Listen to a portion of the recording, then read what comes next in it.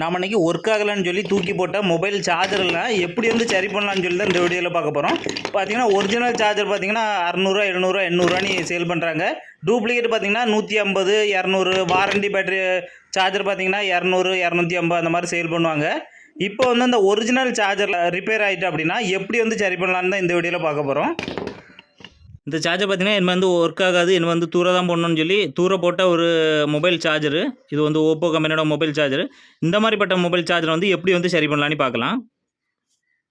முதல்ல வந்து இதை வந்து சப்ளையில் கனெக்ட் பண்ணுறதுக்கு முன்னாடி மல்டிமீட்டரில் பார்த்தீங்கன்னா கண்டினியூட்டி மோடு வந்து வைக்கணும். பார்த்தீங்கன்னா இதுதான் கண்டினியூட்டி மோடு. இதில் வச்சு பார்த்தோம் அப்படின்னா தான் மொபைல் அந்த சார்ஜர் வந்து ஷார்ட் சர்க்யூட் இருக்குது அப்படின்னு இப்போ முதல்ல பார்க்கணும்.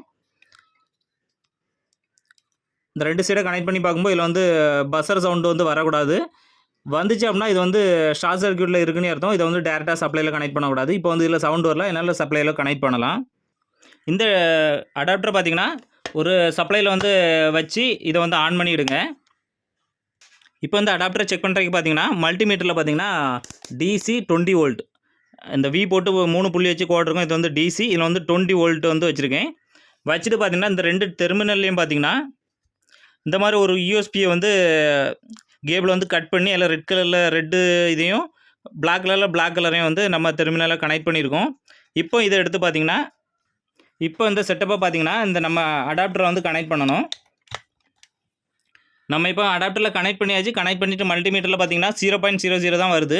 இது 5.0, 5.1 வந்துச்சுன்னா அப்படி தான் இந்த அடாப்டர் வந்து நல்லா இருக்குன்னு அர்த்தம். இது வந்து ப்ராப்ளத்தில் இருக்குது. இப்போ வந்து இந்த அடாப்டர் வந்து சரி பண்ணு அப்படின்னு பார்க்கலாம்.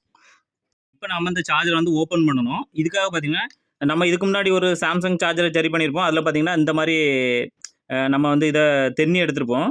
ஆனால் இது பார்த்தீங்கன்னா நம்ம என்ன தான் இது பண்ணாலும் இது வந்து ரொம்ப குவாலிட்டியாக வச்சுருக்கிறதுனால நம்ம வந்து தென்னாலும் இது வந்து டேமேஜ் ஆகுது.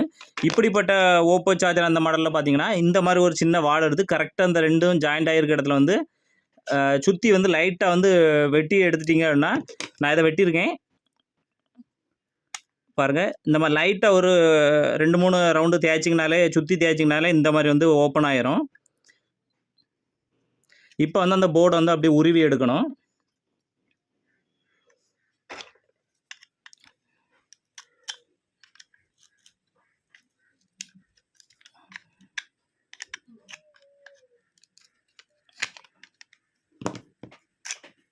இப்போ நம்ம இந்த போர்டை வந்து எடுத்து பார்த்தோம் அப்படின்னா 4 கெப்பாசிட்டர் வந்து கொடுத்துருக்காங்க. அந்த 4 கெப்பாசிட்டியும் பார்த்தீங்கன்னா இந்த மாதிரி ஒரு இதை வச்சு முதல்ல வந்து ஸ்டார்ட் பண்ணி விட்டுடுங்க.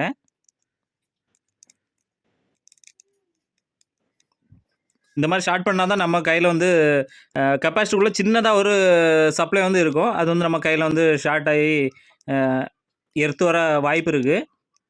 அதனால் ஸ்டார்ட் பண்ணிட்டீங்கன்னா நம்ம கையில் வந்து டேமேஜ் ஆகாது. இப்போ பார்த்தீங்கன்னா மேனுவலாக வந்து நம்ம இதை பார்க்கணும். ஏதாவது வந்து வெடிச்சிருக்குதா அந்த மாதிரி வந்து பார்க்கணும். இதில் வந்து பார்த்திங்கன்னா ஒன்றுமே வந்து வெடிக்கலை. இப்போ நம்ம இப்படிப்பட்டதை வந்து எப்படி செக் பண்ணலான்னு பார்க்கலாம். ஃபஸ்ட்டு வந்து நம்ம வந்து செக் பண்ண வேண்டியது இந்த ஃபஸ்ட்டு வந்து இந்த சப்ளைலேருந்து டேரெக்டாக வந்து பார்த்திங்கன்னா இந்த ஃபஸ்ட்டு ஒரு ரெசிஸ்டர் இருக்கும். R1ன்னு சொல்லுவாங்க அந்த ரெசிஸ்டர். அதுக்கப்புறமா பார்த்திங்க அப்படின்னா 4 டயோடு, இந்த 4 டயோடு வந்து இருக்கும். இது வந்து ரெக்டிஃபைன்னு பிரிட்ஜ் ரெக்டிஃபைன்னு சொல்லுவாங்க.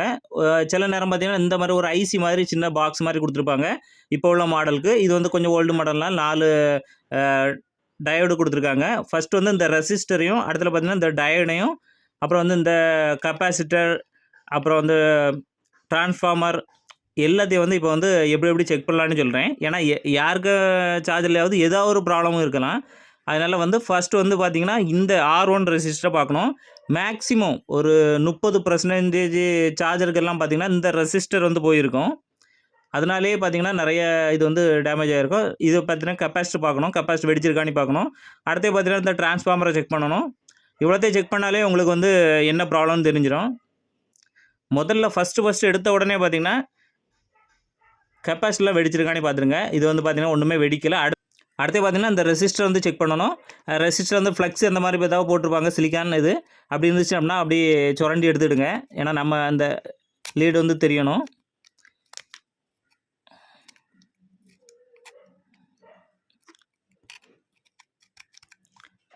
இப்போ சுரண்டியாச்சு. இப்போ வந்து பார்த்திங்கன்னா இந்த மாதிரி சார்ஜருக்குள்ளே ரெசிஸ்டர்லாம் செக் பண்ணணும் அப்படின்னா மேக்ஸிமம் வந்து இந்த 2000K இல்லைனா 200Kல வந்துடுங்க. முதல் வந்து 200Kல வச்சுக்கலாம். இப்போ நம்ம இந்த ரெசிஸ்டரில் 2 டெர்மினல்லையும் பார்த்தீங்கன்னா இதுக்கு வந்து பொலாரிட்டி கிடையாது. அதனால் வந்து மாற்றி மாற்றி வைக்கலாம். மாற்றி மாற்றி வச்சாலும் வேல்யூ வந்து காமிக்கணும். பாருங்கள், நம்ம இப்போ வச்சு பார்த்தாலும் இது வந்து வேல்யூ வந்து காமிக்கலை. இதை வந்து மாற்றி வச்சு பார்க்கலாம்.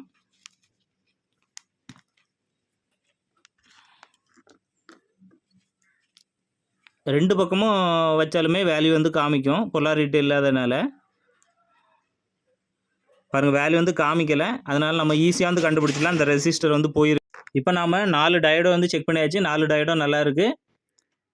இதில் வந்து பார்த்தீங்கன்னா ஒரே ஒரு ரெசிஸ்டர் மட்டும்தான் போயிருக்கு. இதோட வேல்யூ பார்த்தீங்கன்னா கலர் கோடிங் வச்சு தான் வேல்யூ வந்து கண்டுபிடிப்பாங்க. அது வந்து உங்களுக்கு தெரிலன்னு விட்டுருங்க. இதை வந்து கலத்தி கொண்டு எலக்ட்ரானிக்ஸ் கடையில் கொடுத்தாலே போதும். அவங்க கலர் கோடிங் வச்சு கரெக்டாக வந்து எடுத்துருவாங்க. இப்போ நம்ம இதை வந்து போர்ட்லேருந்து கலத்தி புதுசு வந்து மாட்டிக்கலாம்.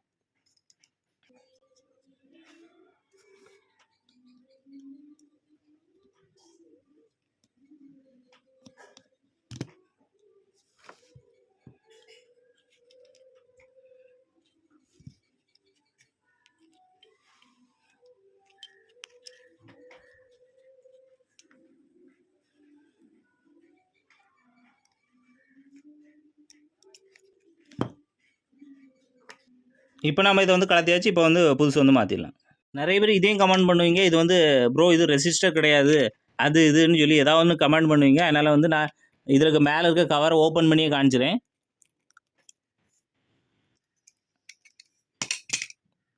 பார்த்தீங்களா, இது வந்து ரெசிஸ்டர் தான். இந்த கலர் கோடிங் வச்சுருக்க வந்து ரெசிஸ்டர் மட்டும்தான் இருக்கும். பார்த்தீங்கன்னா ஒரு பழைய சார்ஜர்லேருந்து நான் தற்சமயத்துக்கு ஒரு ரெசிஸ்டர் எடுத்து வச்சுருக்கேன். பாருங்கள், வச்சாச்சு. இப்போ வந்து இது வந்து எப்படி ஒர்க் ஆகுதுன்னு பார்த்துடலாம். இப்போ நாம் சரி பண்ண போர்டில் பார்த்தீங்க அப்படின்னா இந்த கேபிள் வந்து கனெக்ட் பண்ணிடுங்க. பார்த்தீங்கன்னா கனெக்ட் பண்ணிட்டோம். நீங்கள் வந்து பார்த்தீங்கன்னா கவரெல்லாம் க்ளோஸ் பண்ண பிறவே பாருங்கள், நிறைய பேர் வந்து போர்டு மாற்றிட்டோம் அதுன்னு யாராவது கமெண்ட் பண்ணுவாங்க. அவங்களுக்காக தான் நான் வந்து இதை வந்து ஓப்பன்லேயே வச்சு காமிக்கிறேன்.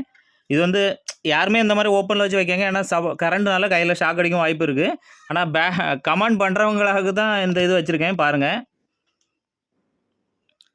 இது கனெக்ஷனையும் பார்த்துடுங்க. போர்டில் வந்து அதே போர்டில் தான் வந்து கனெக்ட் பண்ணியிருக்கேன். பக்கத்தில் ஒன்றுமே இல்லை. இப்போ வந்து சுவிட்சை வந்து ஆன் பண்ணிடலாம்.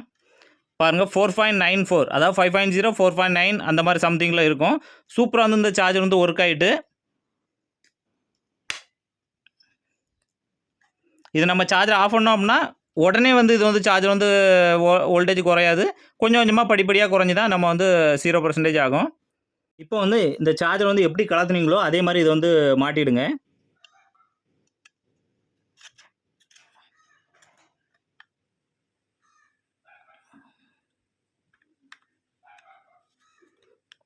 இதை ஃபுல்லாக க்ளோஸ் பண்ணுறதுக்கு முன்னாடி பார்த்தீங்கன்னா இந்த மாதிரி ஏதாவது கம் ஏதாவது இருந்துச்சு அப்படின்னா அதை வந்து லைட்டாக வந்து போட்டுடுங்க.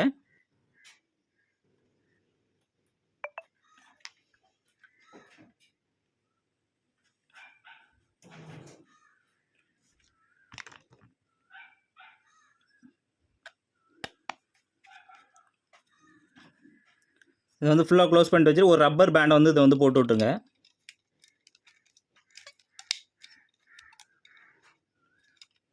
ஒரு 10 நிமிஷம் அப்படி வச்சிட்டாலே போதும், இது வந்து கம் வந்து ஒட்டிடும். இப்போ நம்ம ஒரு டேட்டா கேபிளை கனெக்ட் பண்ணி சார்ஜர் வந்து ஆன் பண்ணிடலாம். இப்போ வந்து மொபைலில் வந்து எப்படி ஒர்க் ஆகுதுன்னு பார்த்துடலாம்.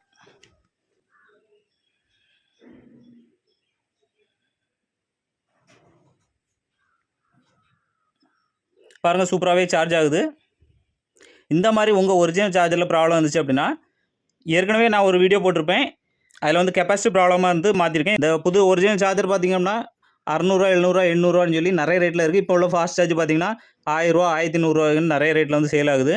இந்த மாதிரி ஒரு 10 ரூபாய்க்கு வந்து ரெசிஸ்டர் கெப்பாசிட்டி மாற்றிட்டாலே போதும், சூப்பராக வந்து ஒர்க் ஆயிரும். மாதிரி இன்னொரு சார்ஜரில் பார்த்திங்க அப்படின்னா இந்த மாதிரி டயோடு இருக்குது. இந்த டயோடு பார்த்தீங்கன்னா நான் என்ன சொல்லியிருக்கேன்னா ஒரு பக்கமாக தான் வேல்யூ காமிக்கணும், இன்னொரு பக்கமாக வந்து வேல்யூ வந்து காமிக்கக்கூடாது, ஒன்றுன்னு தான் இருக்கணும். ஆனால் இந்த டயோடை பாருங்கள், இந்த டயோடில் வந்து கோடு இருக்க பக்கம் பார்த்தீங்கன்னா நெகட்டிவ், இது வந்து பாசிட்டிவ். அதனால் வந்து நெகட்டிவ் பாருங்கள் வேல்யூ வந்து காமிக்குது. இப்போ நாம் அப்படியே வந்து இந்த டெர்மினல் வந்து மாற்றி வச்சு பார்க்கணும். இது மாற்றி வச்சு பார்க்கும்போது வேல்யூ வந்து காமிக்கக்கூடாது. 1ன்னு வந்தால் மட்டும்தான் இது வந்து நல்லா இருக்குன்னே அர்த்தம். ஒருவேளை இதில் வேல்யூ காமிச்சோம் அப்படின்னா இந்த டயோடு வந்து போயிட்டுன்னே அர்த்தம். பாருங்க மாற்றி வைக்கும்போதும் இதில் வந்து வேல்யூ காமிக்குது. அப்படின்னா இந்த டயோடு வந்து நீங்கள் வந்து கலத்திட்டு புது டயோடு எலக்ட்ரானிக்ஸ் கடையில் வந்து புது டயோடு கிடைக்கும். அதை வந்து வாங்கி வச்சிட்டிங்கன்னா சூப்பராக வந்து இது வந்து ஒர்க் ஆயிரும்.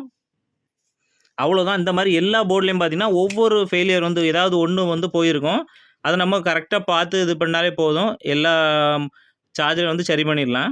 இந்த மாதிரிப்பட்ட சார்ஜரில் வந்து கெப்பாசிட்டர் வந்து போயிருக்கா இல்லையான்னு எப்படி கண்டுபிடிக்கலாம் அப்படின்னா, இந்த கெப்பாசிட்டரில் பார்த்தீங்கன்னா ஒரு வெள்ளையாக ஒரு கோடு இருக்கும். அந்த பதில் பார்த்தீங்கன்னா நெகட்டிவ்னு சொல்லுவாங்க. பிளாக்காக இருக்கிறது வந்து பாசிட்டிவ். இப்போ இதில் பார்த்தீங்கன்னா இந்த மாதிரி 2 டெர்மினல் இருக்கும். இந்த 2 டெர்மினலையும் பார்த்தீங்கன்னா முதல்ல வந்து ஒரு இதை வச்சு ஷார்ட் பண்ணி விட்டுருங்க. இந்த மாதிரி ஷார்ட் பண்ணிட்டீங்க அப்படின்னா அங்கே வந்து வோல்டேஜ் வந்து இதில் வந்து 0னே காமிச்சிரும். இப்போ வந்து பார்த்தீங்கன்னா இதை வந்து நம்ம சார்ஜ் பண்ணி சார்ஜ் ஆகுதான்னு செக் பண்ணுவோம். இது சார்ஜ் பண்ணுறதுக்காக பார்த்தீங்கன்னா மல்டிமீட்டரில் வந்து பஸர் மோடில் வச்சுடுங்க. பஸர் மோடில் வச்சுக்கிட்டு இந்த இதில் பார்த்தீங்கன்னா கெப்பாசிட்டர் வந்து வெள்ளை கலர் கோடு இருக்குது பார்த்தீங்கன்னா இந்த பக்கமாக இருக்குது. அப்போ இது வந்து நெகட்டிவ்னே அர்த்தம். இன்னொரு பக்கம் வந்து பாசிட்டிவ். இப்போ வந்து இதை வந்து ரெண்டையும் வந்து நம்ம இப்படி கொஞ்ச நேரம் பிடிச்சி வச்சிட்டாலே போதும். ஒரு 3 செகண்டு 4 செகண்ட் அந்த மாதிரி அப்படியே வச்சு பிடிச்சாலே போதும். இது வந்து கொஞ்சம் சார்ஜ் ஆகிரும். ஓகே, நம்ம இப்போ கொஞ்ச நேரம் வச்சு பிடிச்சாச்சு. இப்போ வந்து இதை வந்து எடுத்துடலாம். எடுத்துகிட்டு பார்த்தீங்கன்னா இதில் வந்து டிசி 20 வோல்ட்டில் வந்து வச்சுடுங்க. டிசி 20 வோல்ட்டில் வந்து வச்சுக்கிட்டு மறுபடியும் பார்த்தீங்கன்னா இந்த கெப்பாசிட்டருக்குள்ளே கொஞ்சமாக சார்ஜ் ஆகிருக்கும். அது வந்து நம்ம இதை வச்சு பார்க்கும்போது கொஞ்சமாக குறைஞ்சிக்கிட்டே வரணும். பாருங்கள் அங்கே வேல்யூ வந்து கொஞ்சம் சார்ஜ் ஆகி நம்ம வச்சு பார்த்தோம்னா கம்மியாகி குறைஞ்சிட்டே வருது. இப்போ பார்த்தீங்கன்னா இந்த கெப்பாசிட்டர் வந்து நல்லா இருக்குன்னே அர்த்தம். ஒருவேளை நம்ம இப்போ சார்ஜ் பண்ண பிறகும் இதில் வச்சு பார்த்தோம்னா 0லே இருக்குது. சார்ஜ் இந்த மாதிரி கூடவும் இல்லை அந்த மாதிரி குறையவும் இல்லை அப்படின்னா இந்த கெப்பாசிட்டர் வந்து போயிட்டுன்னே அர்த்தம். அப்போ இந்த கெப்பாசிட்டர் உருவிக்கிட்டு இதே வேல்யூ உள்ள இதில் வேல்யூ இருக்கும். அந்த வேல்யூ உள்ள கெப்பாசிட்டர் வாங்கி போட்டுட்டிங்கன்னா இந்த சார்ஜர் வந்து ஒர்க் ஆயிரும். இதே மாதிரி பயனுள்ள வீடியோக்களை தொடர்ந்து பார்க்கணும் அப்படின்னா உங்கள் ஃபேஸ்புக் ஆப்பில் வந்து மேலே சர்ச் ஆப்ஷனில் FB வீடியோஸ்ன்னு சர்ச் பண்ணிவிடுங்க. அப்படியே FB வீடியோஸ் பேஜ் வந்து வரும். அதை வந்து கிளிக் பண்ணிங்க அப்படின்னா இந்த மாதிரி வரும். இதில் வந்து ஃபாலோ அப்படின்னு பட்டன் இருக்கும். அந்த ஃபாலோ வந்து கிளிக் பண்ணிடுங்க. மறுபடியும் பார்த்தீங்கன்னா ஃபாலோயிங்க இன்னொரு முறை கிளிக் பண்ணிங்க அப்படின்னா இந்த மாதிரி வரும். இதில் வந்து ஃபேவரட்ங்க ஆப்ஷன் வந்து கிளிக் பண்ணிட்டீங்கன்னா நான் போடுற வீடியோ தொடர்ந்து அப்லோட் பண்ண உடனே உங்களுக்கு நோட்டிஃபிகேஷனில் வரும்.